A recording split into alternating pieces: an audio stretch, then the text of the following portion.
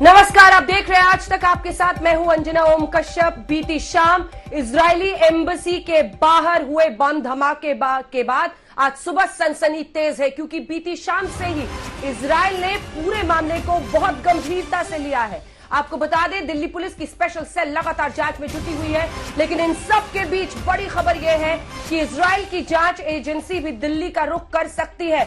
समझिए इसकी गंभीरता, क्योंकि एक ऐसे दिन पर जब देश में राजपथ पर बीटिंग रिट्रीट में राष्ट्रपति और प्रधानमंत्री खुद शामिल से, वहां से ठीक 2 किलोमीटर की दूरी पर ये अब एपीजे अब्दुल कलाम रोड पर ये बम धमाका होता है। लो इंटेंसिटी, कम तीव्रता का जरूर था, लेकिन गंभीर सवाल इस बात को लेकर खड़े होते हैं कि अति संवेदनशील इलाके में दिल्ली में यह धमाका हुआ, जिसके बाद स्पेशल सेल की टीम एंटी टेरर स्क्वाड की वहां पर पहुंची। लेकिन इसी के साथ इजरायल ने इसे फौरन आतंकी हमला घोषित कर दिया था। उसने दिल्ली से लेकर मुंबई तक अपने जहां जहां दफ्तर हैं, जहां जहां पर इजरायली ज्यादा संख्या में रहते हैं, उन सभी जगहों पर सुरक्षा बढ़ाने के लिए कह दिया था। एनएसए अजीत डोभाल ने बीती शाम बात की थी अपने काउंटर पार्ट इजरायली एनएसए से, और इस बीच मोसाद का भी इस पूरी जो प्रक्रिया है, जो जांच की प्रक्रिया है, उस पर नजर बनाना अपने आप में बहुत बड़ी खबर है, क्योंकि अभी तो बताया जा रहा है मोसाद वहीं इजरायल से ही पूरी जांच पर अपनी नजर बनाए हुए हैं। लेकिन तस्वीरें हम आपको दिखा रहे हैं, बीती शाम से दिखा रहे हैं लगातार। जो बड़ी चीजें वहां पर मिली है वो अब आपको बता दें। अभी तक स्पेशल सेल का यही कहना है कि अमोनियम नाइट्रेट का इस्तेमाल हुआ लगता है, सबसे बड़ी बात पहली।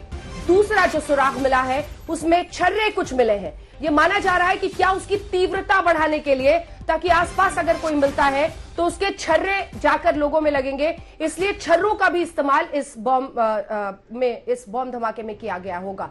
तीसरी बड़ी बात, लिफाफे, चिट्ठियां, कुछ चीजें वहां पर मिली है जो कि अहम सुराग हो सकते हैं आगे तफ्तीश को ले जाने में। चौथी बड़ी बात, अगर इस पूरे मामले में आप देखें तो कैन के, जो कोल्ड ड्रिंक के कैन्स होते हैं, उस कैन के टुकड़े मिले। माना जा रहा है क्या उसके अंदर छिपाया गया था।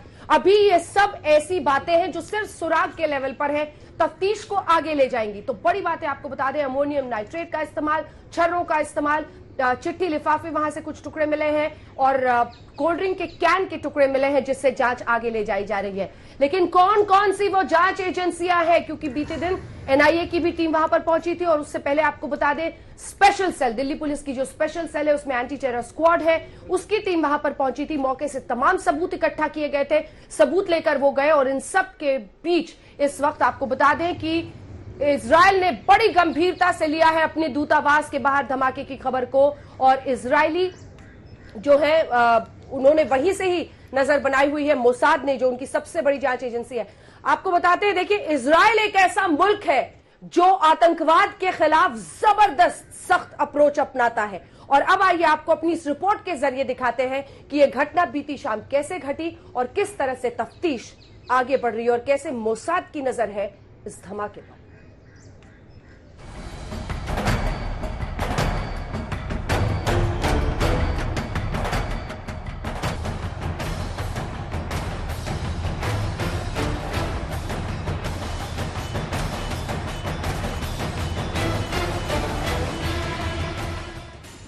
इजरायली दूतावास के बाहर हुए हमले के बाद जांच एजेंसियां आतंकी एंगल से जांच में जुट गई हैं। दिल्ली पुलिस की एक team, forensic experts, intelligence unit के अधिकारी और एनआईए पूरे केस की अलग अलग जांच कर रहे हैं।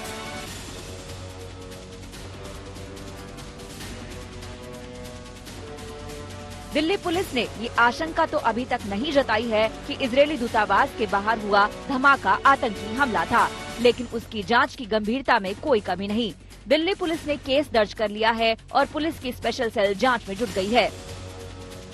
मौका वारदात से तमाम एविडेंस कलेक्ट करने के बाद आप देख पा रहे हैं, इसमें जो फॉरेंसिक टीम आई थी, जो ये रेड बॉक्स है, इसमें एविडेंस जो है वो कलेक्ट किया है फॉरेंसिक टीम ने। उसके बाद अब यहाँ से जाएगी टीम, और जो पूरे जो एविडेंस कलेक्ट किए गए हैं उसकी जांच की जाएगी। आप देख पा रहे हैं जो धमाका हुआ था, और ये गाड़ी सर फोन नहीं उठाते हैं आप। सर क्या आपने जांच की है? एक मिनट, क्या जांच की है, क्या पाया? नहीं, अभी जांच करके जो भी हमें एग्जिबिट मिला है हम लोगों ने हैंडओवर कर दिया है। अच्छा, ठीक है, और वो हमारे लेबोरेटरी में वो जमा कराएंगे, और जो भी लेबोरेटरी में जांच होगा उसके बाद ही कुछ भी पता चल पाएगा।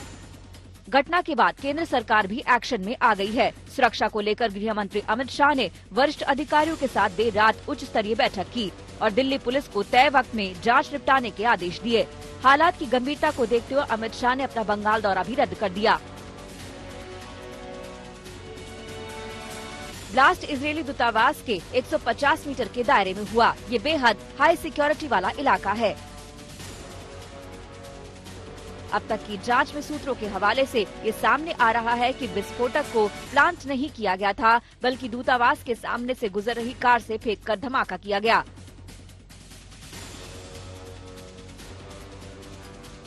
एनएसजी के फॉरेंसिक एक्सपर्ट्स ने धमाके की जगह से सैंपल इकट्ठा किए हैं और उसे राष्ट्रीय बम डेटा सेंटर यानी NBDC जांच के लिए भेजा गया है।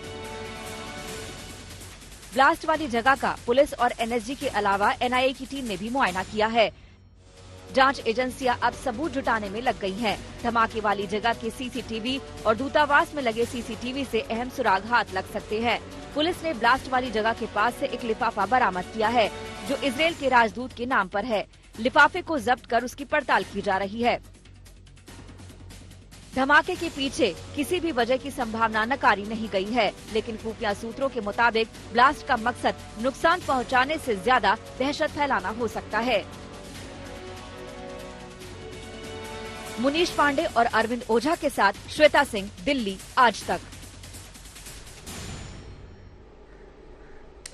तो आइए अब रुक करते हैं अपने मेहमानों का और तमाम सहयोगियों का जो अलग अलग हिस्सों से हमारे साथ इस बड़ी खबर पर जुड़ेंगे। TS तंवर साहब, पूर्व वरिष्ठ अधिकारी IB के हमारे साथ जुड़ गए हैं। हमारे सहयोगी अरविंद ओझा हमारे साथ जुड़ गए हैं इस मुद्दे पर और शिवेन श्रीवास्तव हमारे साथ इस वक्त इजरायली दूतावास के बाहर से जुड़ गए हैं। सबसे पहले तो इस पूरे मामले की जांच किस तरह से आगे बढ़ रही है, अरविंद ऑन ग्राउंड रिपोर्टर से जल्दी से जानकारी लेते हैं, फिर तंवर साहब मैं फौरन आपके पास आऊंगी। अरविंद, क्या समझा जाए? छर्रों का इस्तेमाल इशारा करता है ज्यादा नुकसान पहुंचाने की कोशिश थी, क्या समझे? क्या, जैसा हम बीते दिन से कह रहे हैं, छोटा धमाका लेकिन बड़ी साजिश, बड़ा संदेश देकर हिंदुस्तान और इजराइल की दोस्ती को सीधे एक तरह से चोट पहुंचाने की कोशिश है इस धमाके से। अरविंद, देखिए अंजना, बड़ी खबर मैं आपको दे रहा हूं, बहुत बड़ी खबर है इस पूरे मामले पर।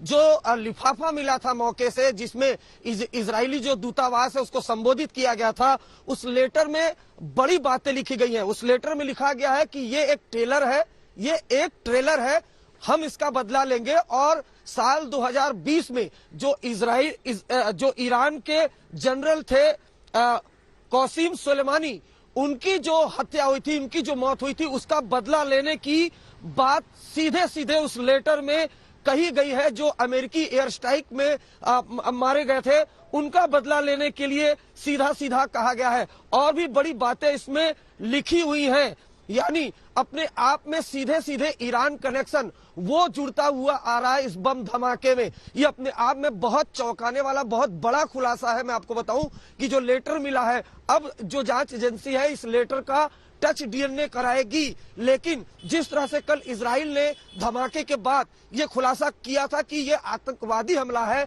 कहीं न कहीं इशारा साफ है। जिस तरह का लेटर मिला है, उस लेटर में सबसे पहले लिखा हुआ है इजरायली दूतावास के जो राजदूत है, जो जहां पर धमाका हुआ, उनको संबोधित किया गया। उसके बाद लिखा हुआ ये ट्रेलर है, हम इसका बदला लेंगे। उसके अलावा जो अमेरिकी एयर स्ट्राइक में जो जनरल ईरान के मारे गए थे उसका जिक्र किया गया है। यानी सीधा सीधा ईरानी कनेक्शन सामने आ रहा है। महत्वपूर्ण बात यह है कि साल 2012 अगर मैं सही हूं अरविंद ओझा, तो पिछली बार भी जब 13 फरवरी 2012 को जब स्टिकी बॉम्ब से ऐसी ही एक वहां के कर्मचारी की कार पर लगाकर धमाका करने की कोशिश थी, तब भी ईरान का हाथ आया था और उसके बाद खुफिया एजेंसियों ने टेक ओवर कर लिया था पूरी जांच को। ईरान का ये एंगल आना अपने आप में अब डिप्लोमेटिक रिलेशंस को लेकर, क्योंकि अब भारत और जो इजराइल है उसके रिश्ते किस तरह के हैं, बहुत अच्छे रहे हैं, मैत्री दिवस के तौर पर बीते दिन को मनाया जाता है। और ऐसे रोज पर यह करना बताता है कि जो ऐसे मुल्क है जिनकी आंखों में हिंदुस्तान और इजराइल की दोस्ती खटकती है, वो सक्रिय होकर कहीं ना कहीं टारगेट कर रहे हैं इंडिया को इजराइल पर टारगेट करने के लिए। मैं फौरन आपके पास आ रही हूं, आप बने रहिए। जल्दी से शिवेंद्र, मौके से एक बार तस्वीरें दिखाइए आज की सुबह और कैसे जांच आगे बढ़ रही है। क्या इजराइल से किसी जांच एजेंसी के आने की भी संभावना है? क्या मोसाद की भी नजर है? क्या इस पर कुछ भी दिल्ली पुलिस कह रही है? शिवेंद्र, देखिए, मैं इस वक्त यहाँ पर एम्बेसी के ठीक बाहर खड़ा हूँ, जहाँ पर पूरी तरह से सुरक्षा जो कल से ही बढ़ा दी गई थी और ये डबल बैरिकेड किया गया है ताकि किसी भी तरीके से जांच के जो साक्ष्य हैं उनको कोई असर न पड़े और उनको पूरी तरह से सुरक्षित रखा जा सके। इस बीच जो सरकार है उसके साथ मोसाद जो वहाँ की एजेंसी है उसने संपर्क किया है और वो नजर वहीं से रखे हुए हैं, लेकिन बहुत संभावना है कि इस पूरी जांच में वो भी शामिल हों, क्योंकि मोसाद पूरी दुनिया की एक ऐसी एजेंसी मानी जाती है जो बहुत डीपली, बहुत थॉरली और बहुत ही इंटेंस इन्वेस्टिगेशन करने के लिए मानी जाती है और उसको चूंकि उनके ही देश से जुड़ा हुआ मसला है इसलिए वो हर हाल में इसमें शामिल होंगे। और एक बात और खास बात है कि इजराइल एक ऐसा देश है कि अगर उनके एम्बेसी या इनके एस्टेब्लिशमेंट या उनके अधिकारी को कहीं भी टारगेट किया जाता है तो उसको सीधे वो टेरर अटैक ही मानते हैं, उसको आपराधिक षड्यंत्र या छोटी मोटी घटना मानकर नहीं चलते। इसलिए बहुत सख्ती से, बहुत गंभीरता से दोनों देशों के बीच में बात हुई है कि जांच को पूरी तरह से गंभीरता से ही किया जाए और दिल्ली पुलिस इसको पूरी तरह से कर भी रही है। लेकिन इस घटना से एक बात बहुत साफ तौर पर सामने आ रही है कि ये घटना सिर्फ और सिर्फ दहशत फैलाने के लिए थी, क्योंकि जिस तरह के सबूत मिले हैं, जिस तरह का इशारा है, जिस तरह का ब्लास्ट किया गया लो इंटेंसिटी और 150 मीटर दूर पर, इसका मतलब साफ है कि किसी को टारगेट करके नहीं किया गया था। उनका संदेश देने का मकसद था। जो लिफाफा मिला जिसपे बोला गया कि ये ट्रेलर है, अभी मतलब आगे कुछ और हो सकता है, किसी एक घटना का जिक्र करते हुए, तो ये भी साफ करता है कि ये उन्होंने दिखाने की कोशिश की है हमलावरों ने कि वो कुछ भी कर सकते हैं और ये उसका ट्रेलर है, यानी आगे कुछ और बड़ा प्लान हो सकता है। और यही चिंता का विषय है दिल्ली पुलिस के लिए भी और इजराइल के लिए भी। इसीलिए वो दोनों एजेंसी, दोनों देश आपस में बातचीत करके विदेश विदेश सचिवों के स्तर पर बात करके तय कर रहे हैं कि जांच को किस तरह से आगे बढ़ाया जाए ताकि हर चीज सामने आ जाए। बिल्कुल, मुनीश भी वहीं से हमारे साथ इजरायली दूतावास के बाहर से जुड़ गए, जिसके बाद तंवर साहब मैं आपके पास आऊंगी। मुनीश, मोसाद एक ऐसी जांच एजेंसी जिसका लोहा दुनिया मानती है, चाहे वो FBI हो या फिर किसी भी देश में, किसी भी मुल्क में जो जांच एजेंसियां होती हैं, मोसाद के जो कोवर्ट और ओवर्ट तरीके होते हैं और उनके ऑपरेटर्स का जो तरीका होता है उसका लोहा दुनिया मानती है। ऐसे में मोसाद की भी नजर है, NIA से लेकर anti terror squad, special cell की टीम सभी जुट गए हैं ये पता लगाने में कि कौन है इस साजिश के पीछे। मौके पर इस वक्त क्या दिख रहा है? इजरायली एम्बेसी की तरफ से कोई प्रतिक्रिया जो आज सुबह आई हो और किस तरह की जानकारी तफ्तीश के बारे में? जी देखिए अंजना, इस जांच के दौरान में दो बातें अभी तक सामने आ चुकी हैं। पहली बात तो इस बात का लगभग ये साफ हो चुका है कि आखिरकार निशाने पर कौन था। अब जो जांच एजेंसियां हैं हिंदुस्तान की, उनका ये कहना है कि कल जो एनवलप मिला था और एनवलप के अंदर में जो पत्र मिला हुआ था, उस लिफाफे के अंदर में जो पत्र था उसमें साफ लिखा गया है कि इसमें ये सिर्फ एक ट्रेलर है। और दूसरा, उन्होंने दो लोगों की बात कही है। ईरान के जो जनरल थे सुलेमानी, उनकी बात की गई है, जो कि 2020 में जनवरी के महीने में एक ड्रोन अटैक में मारा गया था। इसके अलावा एक और शख्स जो कि न्यूक्लियर साइंटिस्ट सबसे बड़ा था ईरान का, उसका भी असैसिनेशन हुआ था, उसको मार गिराया था और उसमें इजराइल का नाम सामने आया था। हालांकि आधिकारिक तौर पे ये बात कबूली नहीं गई, लेकिन सैटेलाइट के जरिए, और ये जो कहा जा रहा है कि ये इजराइल का ऑपरेशन था, सैटेलाइट के जरिए एक मशीन गन के द्वारा उस न्यूक्लियर साइंटिस्ट को कुछ ही महीने पहले मार दिया गया था। इन दोनों का नाम पत्र में है और उसमें कहा गया है कि ये शहीद थे और ये सिर्फ एक ट्रेलर है और आगे इस तरह की और भी धमाके हो सकते हैं। तो कुल मिलाकर एक बात तो साफ हो गई है कि कहीं ना कहीं ईरान का इसमें हाथ सामने दिखाई दे रहा है। 2012 में जब इसी तरह से एक अटैक हुआ था जिसमें कि एक इजरायली महिला घायल हुई थी, उस वाले अटैक में भी ईरान का ही बात सामने आया हुआ था। ईरान रिवॉल्यूशनरी गार्ड के जो लोग थे हिंदुस्तान में काम कर रहे हैं, उन्होंने उस घटना को अंजाम दिया था। तो इस बार भी यही लग रहा है। इसके अलावा अब आगे जांच कैसे आगे बढ़ रही है, उसमें जो जानकारी हमें मिली है उसके मुताबिक इजराइल से एक टीम जो है पुलिस की, वो आज आ सकती है दिल्ली और उसके बाद में जांच में हिंदुस्तान की जो एजेंसियां उनको मदद करेगी। लेकिन जो आप मोसाद की बात करी थी, देखिए मोसाद एक ऐसी एजेंसी है जो कि सालों तक अपने दुश्मन के पीछे पड़ी रहती है और कहीं ना कहीं तकनीक। जी जी जी बोलिए। बिल्कुल बिल्कुल, मुनीश बात पूरी कीजिए अपनी दो लाइन में जल्दी से। आप मोसाद के तरीकों की बात कर रहे थे, वाकई उसका लोहा दुनिया मानती है, बात पूरी करें जल्दी से, फिर मैं जाऊंगी तंवर साहब और अब एलन राव साहब भी हमारे साथ जुड़ गए हैं। मुनीश। जी देखिए, बिल्कुल अगर मोसाद की बात करते हैं तो वो दुनिया की एक ऐसी इंटेलिजेंस एजेंसी है जो कि एक तो तकनीक के रूप में सबसे आगे रहती है। दूसरा अगर बात करें तो वो एक ऐसी एजेंसी है जो कि सालों सालों तक अपने दुश्मन के पीछे पड़ी रहती है। कुछ घटनाएं हैं जिसमें कि उन्होंने एक सबमरीन में धमाका किया था, एक सबमरीन को चुराया था। 1962 में उन्होंने रशिया का एक जेट तक चुरा लिया था। तो इस तरह के उन्होंने कई ऑपरेशन को अंजाम दिया हुआ है। म्यूनिक में जो हमला हुआ था उसमें वो अर्जेंटीना में जाकर दशकों बाद उस शख्स को ना सिर्फ वहां से गिरफ्तार करके लेकर आए बल्कि वहां पर आगे आकर उसे फांसी भी दी गई थी। तो मोसाद, जो बात हमारी अभी तक सामने निकल कर आ रही है कि मोसाद इस पर नजर रखे हुई है। आधिकारिक तौर पर यह बात कभी सामने नहीं आएगी कि मोसाद इस मामले की जांच करेगी, लेकिन कहीं ना कहीं ये बात साफ हो गई है कि मोसाद नजर रखी हुई है और ये पता लगाने की कोशिश करे कि अगर इसमें ईरान की साजिश थी तो वो कौन था, और आगे चलकर हो सकता है कि मोसाद इसमें भी कोई बड़ा ऑपरेशन करे। अंजना, मामला गंभीर भी है, बहुत बड़ा भी है, और इसीलिए किसी लापरवाही का रिस्क नहीं मोल लिया जा सकता है। जो सर्वोच्च जांच एजेंसियां हैं दोनों देशों की, वो जुट गई हैं, क्योंकि हर हाल में पता लगाना होगा।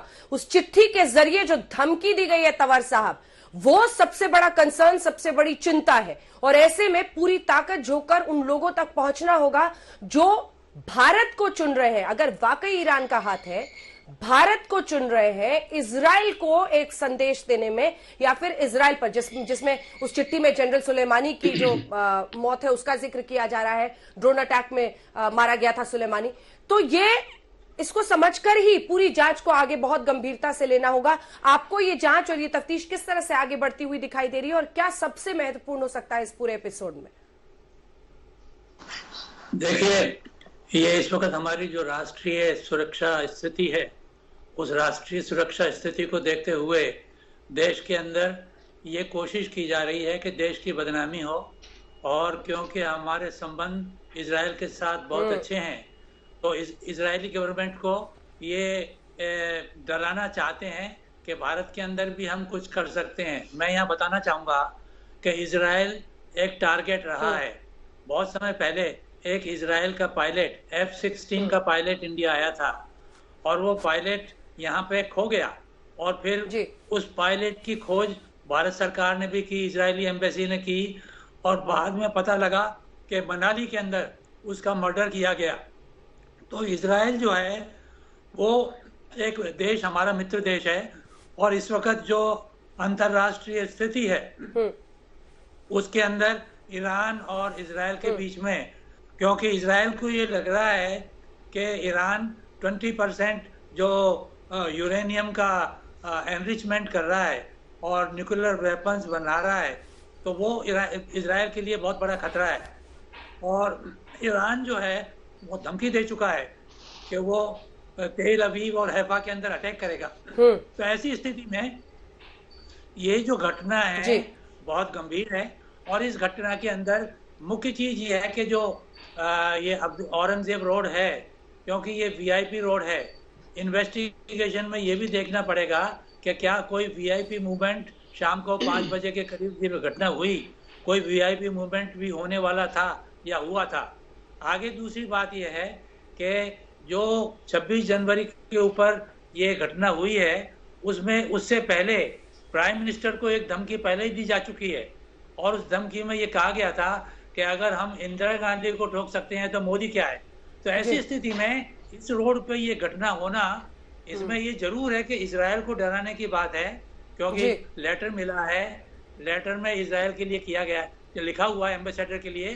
तो हमें इन्वेस्टिगेशन में ये देखना है कि ये कौन ग्रुप हो सकता है, और इसमें मेरा अनुभव ये है कि कॉम्बिनेशन इंटरनल और एक्सटर्नल दोनों का हो सकता है।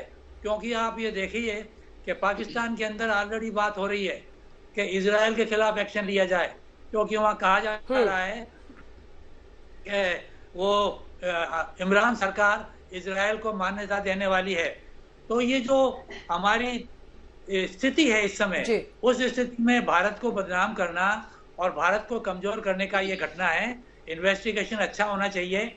इन्वेस्टिगेशन में ये मालूम होना चाहिए कि पैदल चल करके आए, गाड़ी से चल करके आए, क्या एक्सप्लोजिव है, IED बनाने की जो दक्षता है वो, क्योंकि इसके अंदर एक और बात मैं बताना चाहूंगा कि जो सुलेमानी जी के अलावा ईरान के अंदर एक और बहुत बड़ा मर्डर हुआ, वो था कि अलकायदा का नंबर 2 और उसके अंदर अलकायदा के नंबर 2 की बेटी वो भी मारे गए और गाड़ी में उनके गाड़ी पर अटैक हुआ। तो उस मर्डर के अंदर जो वहां के उसामा बिन लादेन की बहू थी, वो नंबर 2 की बेटी उसामा लादेन। तो इस तरीके से ये ईरान, इजराइल और जो अमेरिका के संबंध हैं और जो खाड़ी में इस समय गंभीर स्थिति है, उस सारी स्थिति को देख करके दिल्ली के अंदर ये 1.5 किलोमीटर राष्ट्रपति भवन, संसद भवन, हमारे सारे संवेदनशील हमारी जो बैटिंग ऑफ द रिट्रीट, तो ऐसी कंडीशन में मैं आपको बता दूं कि कोई हमें गंभीरता से गवर्नमेंट ने अलर्ट किया है।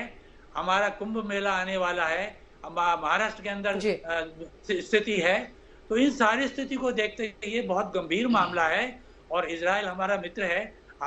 हमने देश ने बड़ी गंभीरता से लिया है। हमारे जो एनएसए हैं उन्होंने इजराइल के एनएसए से बात किया। हमारे जो यहाँ पे हर एक तरीके से तैयारी, हमारी सारी एजेंसियां जुट गई हैं और हमारी पूरी दक्षता है। तो मैं समझता हूँ कि इन्वेस्टिगेशन पे बहुत ध्यान दे करके आगे जानकारी मालूम करें तो हम अवश्य इसमें, क्योंकि ऐसे सूत्र मिल सकते हैं कि गाड़ी जो चली है, ऐसे सूत्र मिल सकते हैं जिसमें कि इन्वेस्टिगेशन आगे बढ़ सकता है।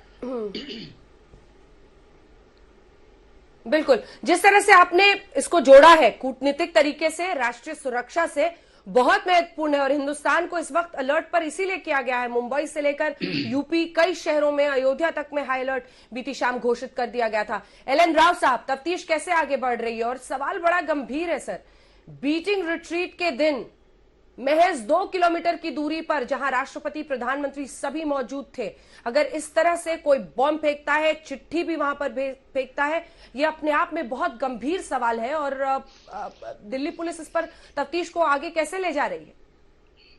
देखिए अंजना जी, वास्तव में ही ये गंभीर मामला है, इसको हल्के में लिया जाना नहीं चाहिए और ना दिल्ली पुलिस इसको हल्के में ले रही होगी। मैं समझता हूं इसकी इन्वेस्टिगेशन कल से ही शुरू होगी। स्पेशल सेल के सैल्यूट जिसे कहते हैं वो मौके पर आ गए थे। फोरेंसिक साइंस लेबोरेटरी के जो एक्सपर्ट है उन्होंने आके मुआयना किया है एक्सप्लोसिव किस प्रकार का था, क्या स्प्लिंटर्स हैं, जो गोलियां मिली हैं, बाल बेयरिंग की गोलियां मिली हैं, और खासतौर से लेटर जो मिला है, ये बड़ी इंपॉर्टेंट मैसेज ये दे रहा है कि जो भी परपरेटर्स हैं, जो काम करने वाले हैं, जिन लोगों ने भी ये काम किया है, वो एक मैसेज देना चाह रहे हैं कि आपकी सुरक्षा भले ही कितनी भी चाक चौबंद हो, आपका भले ही दिन बड़ा निश्चित है आज की, आप बीटिंग द रिट्रीट, जिस दिन पूरा दिल्ली हाई अलर्ट पे रहता है, और 26 जनवरी का जो हमारे त्योहार है, ये 4 दिन तक लगातार 26, 27, 28, 29 तक चलते रहते हैं। कल इसका समापन हुआ है। इस दौरान तो हाई सिक्योरिटी हमारी रहती है। इस दौरान ये मैसेज राव साहब देखिए, उस चिट्ठी में तो बात इंपॉर्टेंट है जो आप कह रहे हैं। एक सेकंड मेरी बात सुनिए। उस चिट्ठी में जो लिखा है वो तो इंपॉर्टेंट है, तफ्तीश का हिस्सा है, लेकिन क्या दिल्ली पुलिस ये भी समझेगी तफ्तीश के जरिए कि ये सुरक्षा में चूक कैसे हुई? सवाल नंबर 1, कितनी दूरी तक एरिया को कॉर्डन ऑफ किया जाता है जब बीटिंग रिट्रीट का इस तरह का आयोजन होता है? APJ Abdul Kalam road highly sensitive, Israeli embassy highly sensitive, ऐसे में ये चूक कैसे हुई? क्योंकि ये देखना होगा कि छोटा बॉम्ब था और कोई गाड़ी पर आया या वहां रख के चला गया या फेंक के चला गया, इसलिए इसको हल्के में ले लिया जाए के तौर पर नहीं देखा जा सकता है। ये सुरक्षा में चूक, और इस बात की भी जांच होनी चाहिए कि आखिर कोई राजधानी में इतने संवेदनशील इलाके में ऐसा करके कैसे निकल गया, कहां पर चूक हुई, इस पर जांच हो रही है कि नहीं? होनी चाहिए। देखिए ये एंगल भी देख रहे हैं कि ये इतने हाई सिक्योरिटी एरिया होते हुए भी यहाँ पर कोई कैसे चला गया, और ये ऐसे बम फेंक के गया, रख के गया, जो ब्लास्ट हो गया, इस पे भी संज्ञान लिया जा रहा है, वो अलग चीज है। लेकिन इस पे बहुत जरूरी ज्यादा ये है कि इनको पकड़ना बहुत जरूरी है। ये तो बाद में पता लगेगा कि ये कौन आए थे, जब पकड़े जाएंगे। सीसीटीवी फुटेज खंगाली जा रही है और उस रूट पर क्या क्या कितने और ज्यादा सीसीटीवी फुटेज से पता लगेगा। जिस ढंग से उसने गाड़ी वाले को ढूंढ लिया है, कैब वाले को ढूंढ लिया है, वो उससे इंटरोगेशन से पता लग रहा है कि कौन आदमी होंगे या उनका हुलिया मिलेगा। राव साहब, वो तो मैंने तंवर साहब से पूछ लिया। वो तो स्पेशल सेल की एंटी टेरर स्क्वाड की टीम, इजराइल की जांच एजेंसी, पुलिस और जो स्पेशल टीमें हैं वो पता लगाएंगी ना। डिस्ट्रिक्ट पुलिस को तो ये देखना पड़ेगा कि सुरक्षा के इंतजाम थे ऐसे दिन पर, फिर ये चूक कैसे हुई। बीती शाम इजरायली एम्बेसी यानी इजरायली दूतावास के बाहर हुए बम धमाके को लेकर सनसनी इस वक्त तेज है, और खास तौर पर एक लिफाफे में वो चिट्ठी मिलने के बाद जिसमें सीधे सीधे इस कम तीव्रता वाले धमाके को ट्रेलर बताया गया है। इस बड़ी खबर के साथ ही हम एक बार फिर से बुलेटिन की शुरुआत कर रहे हैं, क्योंकि इस चिट्ठी में बहुत कुछ लिखा है। अगर पूरी कहानी आप सुनेंगे तो समझ जाएंगे कि इशारा ईरान के हाथ होने की तरफ बढ़ता है। पिछली बार भी जब 13 फरवरी 2012 को स्टिकी बॉम्ब से एक महिला अधिकारी की कार में धमाका करने की कोशिश थी, हालांकि वो मामूली रूप से ही घायल हुई थी, लेकिन वो प्रधानमंत्री निवास से कुछ दूरी पर किया गया था 2012 में। उस वक्त भी ईरान के हाथ होने की आशंका थी। खुफिया एजेंसीज ने उसके बाद पूरी जांच संभाल ली थी। एक बार फिर से बड़ी खबर हम आपको बता रहे हैं। जो चिट्ठी मिली है उसमें कहा गया है कि ये बॉम्ब धमाका तो सिर्फ ट्रेलर है। इसके साथ ये भी कहा गया है कि जो जनरल सुलेमानी की हत्या हुई थी ड्रोन अटैक में, ये उसका हम बदला ले रहे हैं। ये अपने आप में बहुत गंभीर संकेत देता हुआ क्या हिंदुस्तान और इजराइल के अच्छे जो रिश्ते हैं, दोस्ताना रिश्ते हैं, उस पर टारगेट करने के लिए कोई तीसरा मुल्क भारत को चुन रहा है।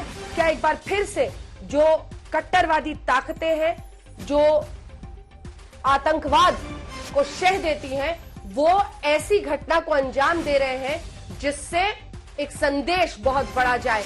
और यही खबर अरविंद, जिसके साथ हमने 9 बजे शुरुआत की थी, बड़ी खबर है, साफ इशारा करता है तीसरे मुल्क की ऐसी कट्टरवादी ताकतों का, आतंकी ताकतों का, जो किसी न किसी तरीके से भारत की जमीन का इस्तेमाल करना चाहते हैं, भारत और इजराइल को टारगेट करने के। अरविंद।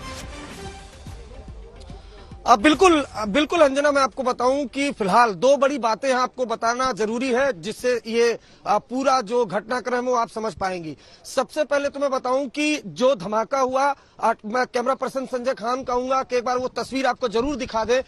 ये सामने की तरफ जो कॉर्डन ऑफ किया है गया है, यहाँ पर कल धमाका हुआ। हमने तस्वीरें भेजी है, वहां की एफएसएल टीम वहां पर मुआयना करी है, वहां पर एक छोटा गड्ढा भी हुआ था, वो तस्वीरें हमने आपको भेजी है। दूसरी तस्वीर हमने आपको उस विस्फोटक की भेजी है जो कैन की जो विस्फोट के बाद जल गया है।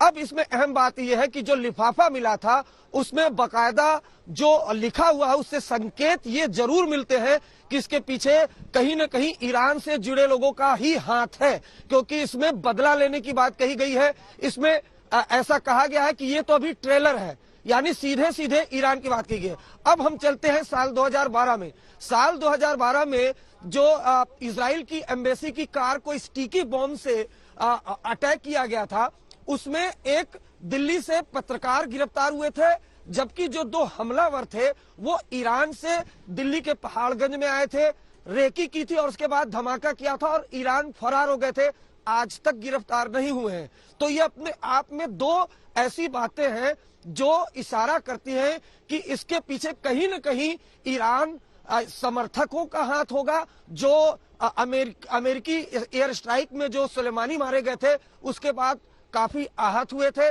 दूसरा सवाल यह भी हो सकता है, क्योंकि जिस तरीके से 2012 में 2 ईरानी आए थे, पहाड़गंज में रुके थे, अटैक करके यहां से गायब हो गए थे, तो क्या कोई बाहर से ईरान की तरफ से आया हो, यहां पर इस तरह की वारदात को अंजाम दिया हो? ये 2 बड़े ऐसे सवाल हैं जिसको स्पेशल सेल जांच करेगी। लेकिन धमाके के बाद जो लेटर मिला और जिस तरीके के लेटर में बातें लिखी गई हैं, वो साफ इशारा करती है कि कहीं न कहीं जो अमेरिकी एयर स्ट्राइक में और इजराइल की तरफ से जो एक तरीके से कहे तो अटैक हुआ था और सुलेमानी को मारा गया था, कहीं न कहीं उससे आहत लोग उसका बदला लेने के लिए इस तरह की दहशत फैलाई गई है। धमाका किया गया आईईडी से। हमें जो जानकारी मिली उसके मुताबिक इसमें अमोनियम नाइट्रेट का भी इस्तेमाल किया गया और जो विस्फोटक है वो भारी मात्रा में इसमें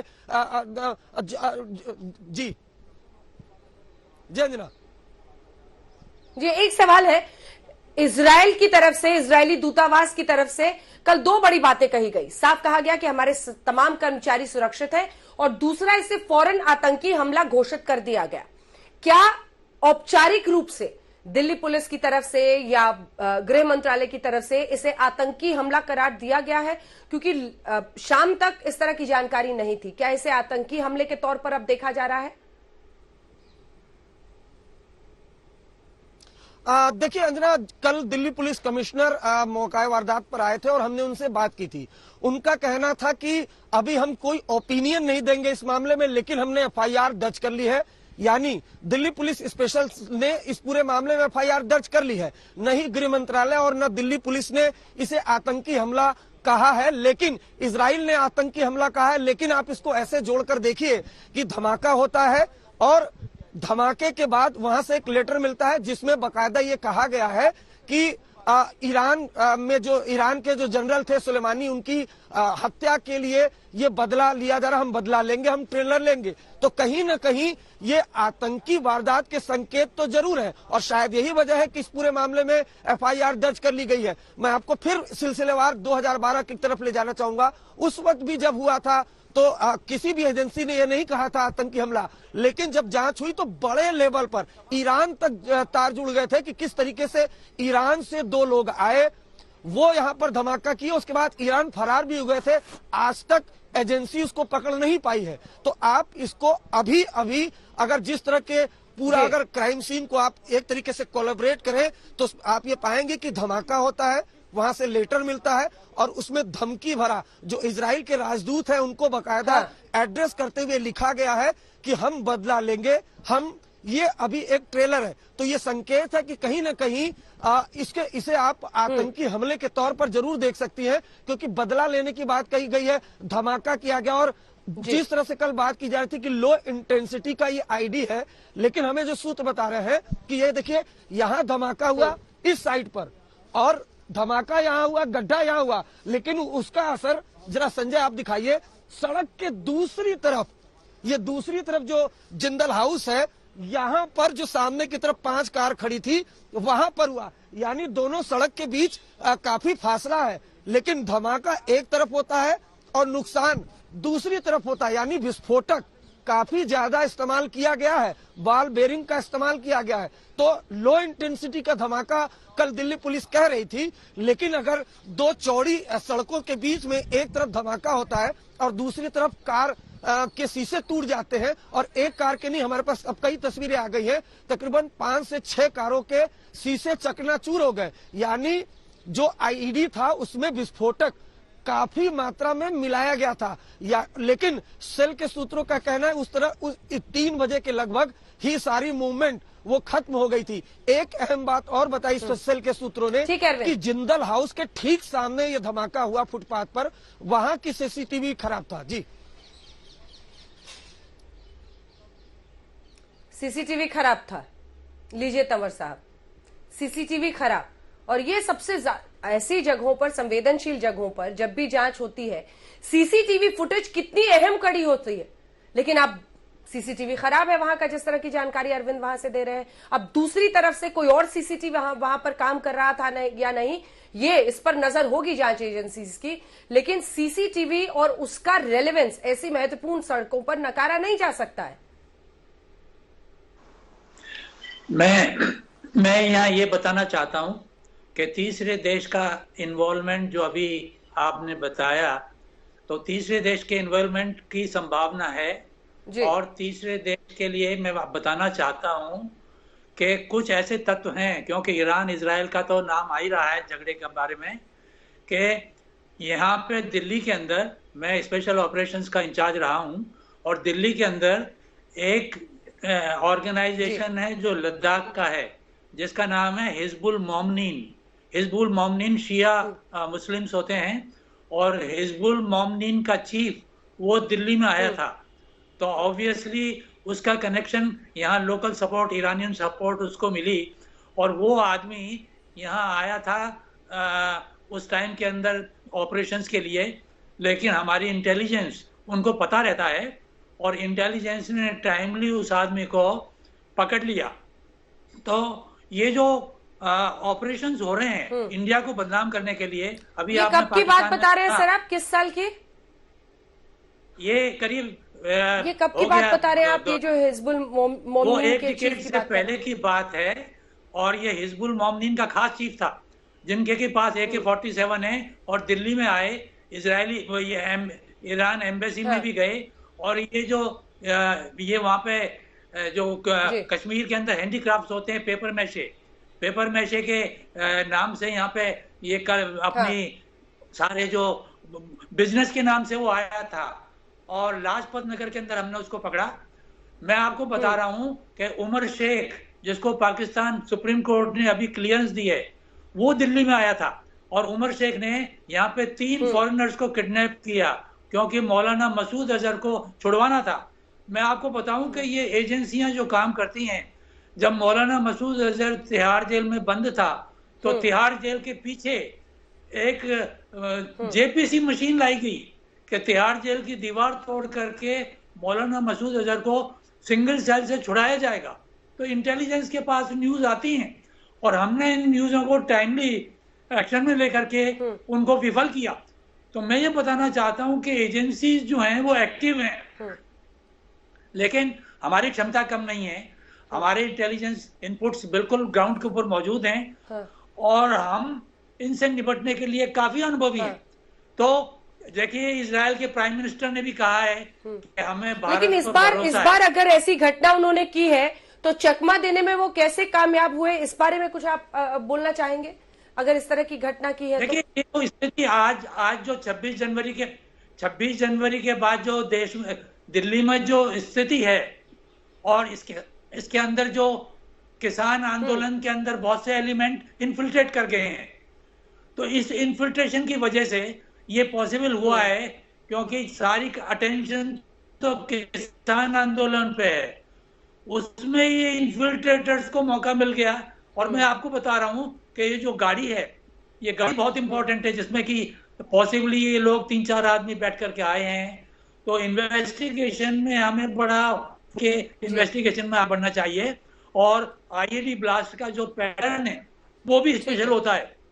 तो IED ब्लास्ट, ये पाकिस्तान ISI स्पेशल ट्रेनिंग दे रही है।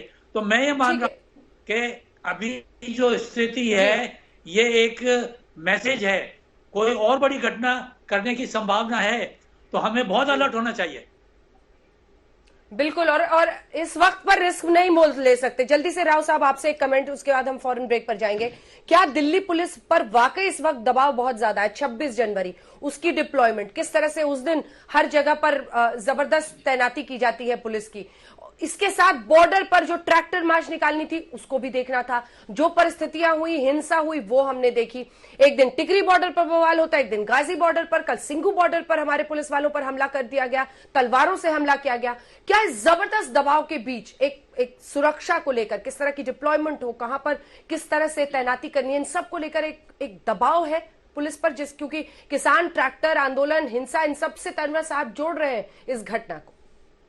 राव साहब जी, अंजना जी, बिल्कुल निसंदेह ये दबाव तो है, लेकिन मैं समझता नहीं कि दिल्ली पुलिस किसी दबाव में काम करती है। नो डाउट बॉर्डर्स पे डिप्लॉयमेंट ज्यादा है, कुछ केसेस दर्ज हो गए हैं, उनकी इन्वेस्टिगेशन हो रही है, नो डाउट। और दूसरा, कल बीटिंग द रिट्रीट पे भी बड़ा हैवी अरेंजमेंट होता है। तो इन पैराफेरियल एरिया में जो कहीं ना कहीं ये लोग इन्फिल्ट्रेट कर पाए, ये भी एक वजह हो सकती है कि इस किसान आंदोलन के दौरान कोई आदमी इसमें इस बहाने से आगे हो। लेकिन ज्यादा इंपॉर्टेंट मैं समझता हूं जो अरविंद ओझा जी ने बताया कि ईरानी कोई डेफिनेटली को आए होंगे, क्योंकि 2012 फरवरी का जो केस था उसमें मैं एसोसिएटेड था। उसमें इजराइल के इस एम्बेसी के साथ में जो गाड़ी में स्टिक बम लगाया था, उसमें ईरान के लोगों का हाथ था और एक पत्रकार अरेस्ट हो गया था। तो ये पॉसिबिलिटी ज्यादा है कि कोई बाहर के विदेशी आदमी इसमें आया हो। किसान आंदोलन में जो इन्फिल्ट्रेट करने वाले हैं वो पंजाब के लोग हैं, बट यहाँ पर मैं नहीं समझता कि उसके किसान आंदोलन से रिलेटेड है। लेकिन हाँ, दिल्ली पुलिस की जो फोर्स है,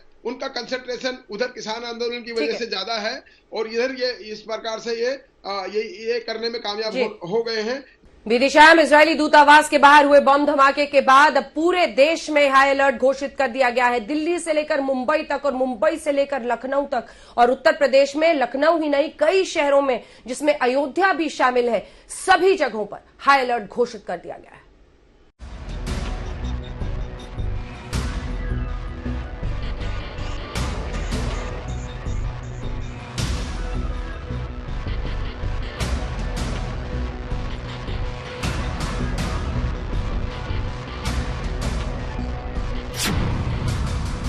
इजरायली दूतावास के पास धमाका।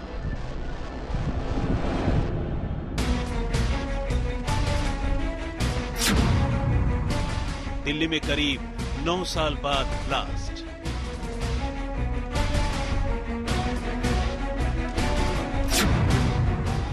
धमाके से कई कारों के शीशे चकनाचूर।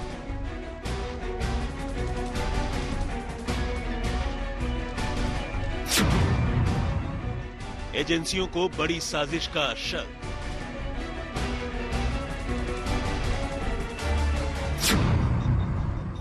आईईडी से ब्लास्ट किए जाने की आशंका।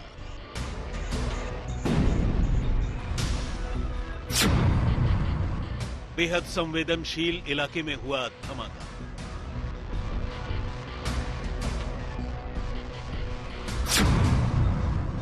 महज 2 किलोमीटर दूर थे पीएम और प्रेसिडेंट।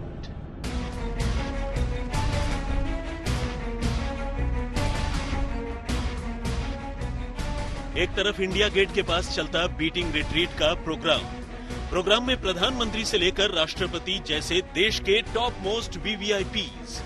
दूसरी तरफ दिल्ली में किसान आंदोलन को लेकर छिड़ा घमासान और तीसरी तरफ इजरायली एम्बेसी के पास ये बम धमाका। दिल्ली में किसान आंदोलन को लेकर चल रहा बवाल अभी कम भी नहीं हुआ था कि एकाएक इजरायली एम्बेसी के पास हुए बम धमाके से दिल्ली दहल गई। शाम करीब 5:05 पर हुए इस धमाके में बेशक किसी को चोट नहीं लगी। महज 3 कारों के शीशे ही चकनाचूर हुए, लेकिन इस धमाके ने शासन प्रशासन की नींद तो जरूर उड़ा दी।